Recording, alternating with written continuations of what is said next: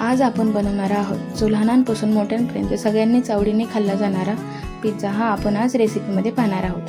त्याच्यासाठी आपण बेस तयार करून घेऊया। बेससाठी मी इथे 2 कप मैदा, 1 कप दूध, थोडंसं दही आणि 1 पॅकेट इनो व खाण्याचा सोडा घालून आपण हे पूर्ण बॅटर तयार करून घेतलेलं आहे व आता हे बॅटर व्यवस्थित मळून घेतलेलं आहे। आता आपण एका ओल्या कपड्याने याला झाकून ठेवायचं आहे। असं केल्यामुळे बॅटर छान फर्मेंट होतं व आपला पिझ्झा बेस मस्त फुलतो। आता आपण पिझ्झासाठी लागणारं साहित्य इथे मोझरेला चीज घेतलेला आहे, चिली फ्लेक्स आणि इथं पास्ता सॉस घेतलेला आहे आणि चिली फ्लेक्स ऑरिगॅनो घेतलेले। आता हे सर्व आपल्याला कट करून घ्यायचं आहे। शिमला मिरची, पनीर, कांदा जास्त बारीक न कट करता थोडंसं मोठालंच कट करायचं आहे। व्हिडिओत दाखवल्याप्रमाणे तुम्ही कट करू शकता। आता आपण पिझ्झा बनवण्यासाठी घेऊया। आता आपण ज्याप्रमाणे पोळीचा उंडा घेतो तशा प्रकारे उंडा तोडून घ्यायचा आहे व एका प्लेटीला तेल किंवा बटर लावून व्यवस्थित बोटांच्या सहाय्याने व्यवस्थित पाकवून घ्यायचं आहे। अशा प्रकारे व्यवस्थित पाकवून घ्यायचं आहे। जास्त जाडही नाही व जास्त पातळही नाही। आता त्याच्यावरती आपण सॉसेस घालून घेऊया।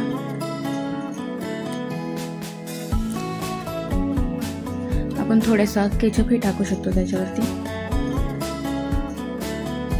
आता हे सर्व व्यवस्थित पांगून घ्यायचं आहे व त्याच्यावर आपल्याला आवडीनुसार, कोणाला पनीर आवडतं किंवा नाही आवडत ते स्किपही करू शकतात, किंवा लहान मुलांना शिमला मिरची आवडत नाही, आपल्या आवडीनुसार व्हेजिटेबल टाकायचे आहेत। आता आपण शिमला मिरची टाकून घेऊया, लगेच कांदा टाकून घेऊया त्याच्यावरती।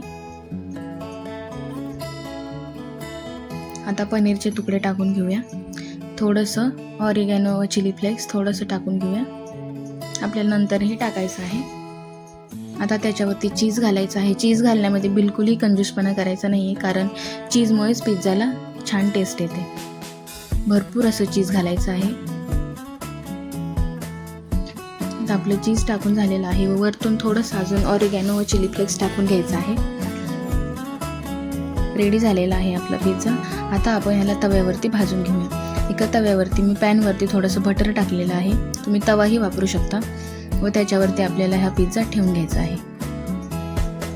व्यवस्थित न तुटता असा व्यवस्थित ठेवून घ्यायचा आहे व लो टू मीडियम गॅसवरती आपल्याला हा भाजायचा आहे। एका ताटाने आपल्याला तो झाकायचा आहे। 4 ते 5 मिनिटं लागतात पिझ्झा तयार होण्यासाठी। त्याच्यावरती थोडंसं पाणी टाकून घ्यायचं आहे, जेणेकरून त्या पाण्याची वाफ तयार होते व आपला बेस एकदम स्मूथ व असा क्रंची बनतो। आता आपण एकदा उघडून बघूया झालेलं आहे का। थोडंसं चीज मेल्ट व्हायचं बाकी आहे, अजून आपण 1 ते 1.5 मिनिटं झाकून ठेवूया व आपला पिझ्झा झालेला आहे।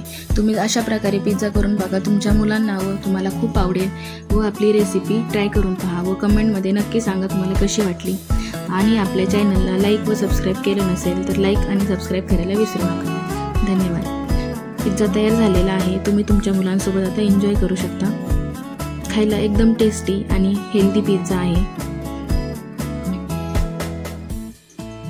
तयार झालेला आहे आपला होममेड हेल्दी पिझ्झा। धन्यवाद।